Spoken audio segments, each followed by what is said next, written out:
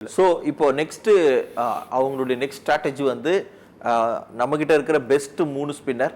இங்கே கம்பேரிட்டிவ்லி நீங்கள் பார்த்தீங்கன்னா இப்போ நான் நிறைய பேருக்கு வந்து இந்த நிகழ்ச்சியை பார்த்துருக்கவங்களுக்குலாம் ஒரு கேள்வி இருக்கும், 2 டீமில் யார் பெஸ்ட்டு அப்படின்னு சொல்லி. அப்படி இருக்கும்போது நம்மக்கிட்ட 3 பயங்கரமான ஸ்பின்னர் இருக்காங்க. அவங்களுடைய 3 ஸ்பின்னரோட கம்பேரே பண்ண முடியாது. என்னுடைய இதில் சொல்கிறேன். ஃபார் எக்ஸாம்பிள் ஜடேஜா எக்ஸப்ஷனலாக போடுறாரு. ஸோ வருண், குல்தீப் அண்ட் அக்ஷர் 4 பேர் இருக்காங்க. சாரி, இவங்க கிட்ட நல்லா போடக்கூடிய 4 பேர் இருக்காங்க. ஆனா வந்து பிரேஸ்வெல்லும் இவரும் தான் டாப்பு.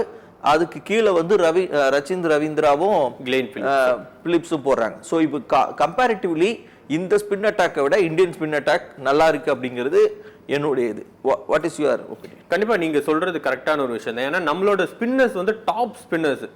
ஸோ ரேங்கிங்கில் கூட நம்ம ஸ்பின்னர்ஸ் டாப்பில் இருக்காங்க. அது மட்டும் இல்லாமல் இப்போது நம்மக்கிட்ட இருக்கிற 4 ஸ்பின்னருமே வெரைட்டியான ஸ்பின்னர்ஸ். ஸோ அது ரொம்பவே முக்கியம் ஒரு டீமுக்கு. பார்த்தீங்கன்னா இப்போ வருண் சக்கரவர்த்தி நம்ம லாஸ்ட் டைமே பேசணும், அவர் பால் எப்படி போடுவார்னு அவருக்கே தெரியுமான்னு தெரியல. நம்ம அந்த மாதிரி தான் அவர் போடுறாரு. கரெக்ட். இப்போ லாஸ்ட் டைம் அதுதான் அவங்களுக்கு த்ரெட்டனாக இருந்துச்சுன்னு இந்த தடவை ஹோம்ஒர்க் வந்து ஜாஸ்தியாக பண்ணுவாங்க. அப்படிங்கிற பட்சத்தில் நம்ம ஸ்ட்ராட்டஜியை எந்த மாதிரி ஸ்பின்னுக்கு மாற்றணும்னு நீங்கள் யோசிக்கிறீங்க?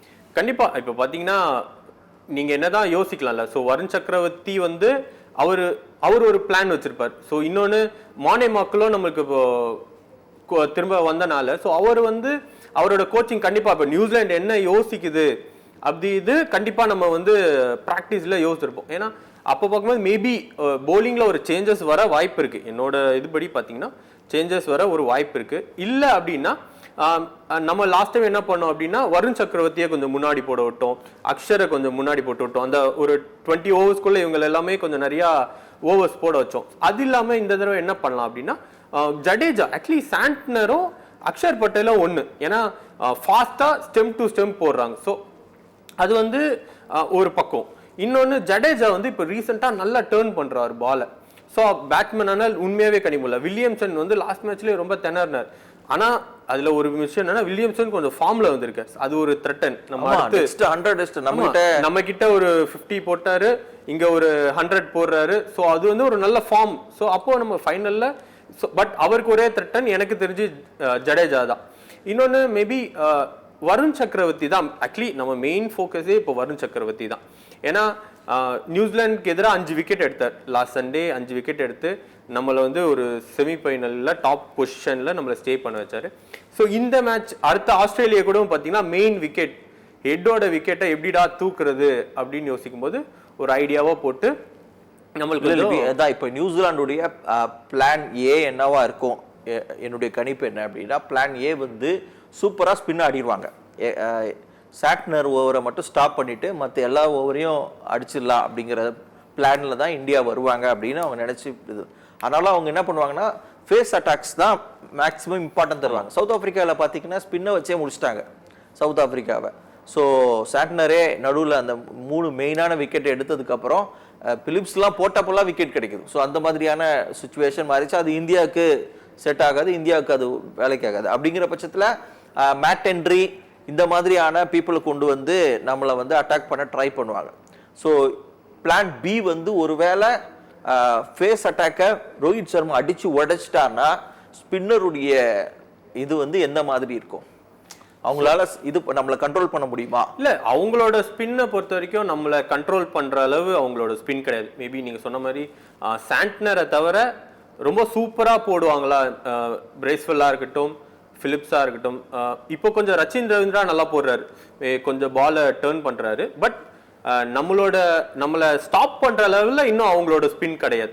மேபி சாண்ட்னர் ஓவர் மட்டும் நம்ம கொஞ்சம் தட்டி ரன் எடுத்துட்டோம்னா போதும், அவங்களோட அந்த ஸ்பின் அட்டாக்கை கொஞ்சம் நம்மளே க்ளோஸ் பண்ணிடலாம். பட் நீங்கள் சொன்ன ஒரு கரெக்டான பாயிண்ட் என்னன்னா ரோஹித் சர்மா தான் எனக்கு தெரிஞ்ச அந்த டீமை கொலாப்ஸ் பண்ணுறதுக்கான main focus. So Rohit Sharma ஃபைனலில் அந்த பேஸ் அட்டாக்கை கொஞ்சம் அடித்து ஒரு செஞ்சுரி, இல்லை செஞ்சுரி கூட வேண்டாம், அந்த ஒரு 10 ஓவருக்குள்ள செஞ்சுரி வேணும் தான் அவர்கிட்ட. மேபி கடைசி ஐசிசி எல்லாரும் சொல்றாங்க ரோஹித் சர்மா 100 அடிப்பாரு மேபி. ஏன்னா லாஸ்ட் மேட்ச் அவர் ரொம்ப கொஞ்சம் அவசரப்படுறாரு. அந்த ஒரு விஷயம் தான் அவர் கொஞ்சம் அதை மட்டும் ஸ்டாப் பண்ணிட்டாருன்னா எனக்கு தெரிஞ்சு செஞ்சுரி, ஒரு டபுள் செஞ்சுரி கூட அடிச்சு ரிட்டையர் ஆகலாம். நம்ம சொல்ல முடியாது. ஏன்னா அவரால் முடியும், நம்ம ரோஹித் சர்மால முடியாதுன்னு நம்ம சொல்ல முடியாது. அவர் அந்த 10 ஓவர் தான் அவரோட மெயின் இதுவே. அந்த 10 ஓவர் தாண்டிட்டார் அப்படின்னாலே எனக்கு தெரிஞ்சு அவர் நல்லாவே ஆடுவார். ஸோ அந்த ஃபேஸ் அட்டாக்ல அவர் கொஞ்சம் ஈஸியாக விழுந்துறாரு. ஏன்னா மேட் ஹென்ரியோட போலிங் வந்து அவர் நிறைய டைம் நம்ம பார்த்துருக்கோம் அவர் விழுறதுல. ஸோ ஏன்னா அவர் இன்னொன்று நம்ம இதில் கொஞ்சம் ஏறி ஆடக்கூடியது ரோஹித் சர்மா, கொஞ்சம் ஏறி ஸ்ட்ரைட்டாக 6 அடிக்கிறது ரோஹித் சர்மா. ஸோ என்ன பண்ணுறாங்க போலர்ஸ்னா ஸ்ட்ரைட்டாக ஸ்டெம்புக்கு போட்டு விட்டுறாங்க. ஸோ போல்டு அதிகமாக எடுக்கிறாங்க ரோஹித் சர்மாவை. ஸோ இதெல்லாம் அவர் கொஞ்சம் ப்ராக்டிஸில் கொஞ்சம் ஸ்ட்ராங் பண்ணி போட்டால் தான் கடைசி எங்கேயோ அடிச்சிடறாரு தூக்கி. ஆமாம், அதுதான் அவர் வெளியே காலுக்கெல்லாம் போட்டிங்கன்னா அழகாக ஃப்ளிப் அடிச்சு ஸ்வீப் அடிச்சு 6 அடிச்சு விட்டுறாரு. ஸோ மேபி அவர் ரொம்ப கான்சென்ட்ரேட் பண்ணாத விராட் கோலிக்கு நம்ம எப்படி அவுட் சைடில் போட்டால் விக்கெட் விடுறாரு, அது மாதிரி ரோஹித் சர்மாக்கு ஸ்ட்ரைட்டாக ஸ்டெம் டு ஸ்டெம் போட்டால் ஏதோ ஒரு பால் அவர் வந்து கொஞ்சம் விக்கெட்டை லாஸ் பண்ணிடுறாரு. ஸோ அவங்களோட போலிங் அந்த ஃபேஸ் அட்டாக் வந்து அவங்க அதை மட்டும் தான் ஃபோக்கஸ் பண்ணுவாங்க. ஸோ மெயினாக அதில் பார்த்தீங்கன்னா ரோஹித் சர்மாக்கு வந்து மேட் ஹென்ரி தான் ஆபத்து. ஸோ மற்ற எல்லாருமே கொஞ்சம் நல்லா 6 அடிக்கு இருக்கிறாங்க. அவங்க எல்லாருமே பார்த்தீங்கன்னா நல்லா ஷோல்டர் ஹைட்டுக்கு போடுறாங்க. ஸோ அது கொஞ்சம் டஃப்பாக இருக்கும் பேட்டிங். ஆனால் அதில் வந்து ஸ்ரேயஸ் ஐயர் கொஞ்சம் தாக்கு பிடிக்கலாம். மேபி நம்மளோட பேட்டிங் ஆர்டரை கொஞ்சம் மாற்றினா நல்லா இருக்கும் அப்படின்னு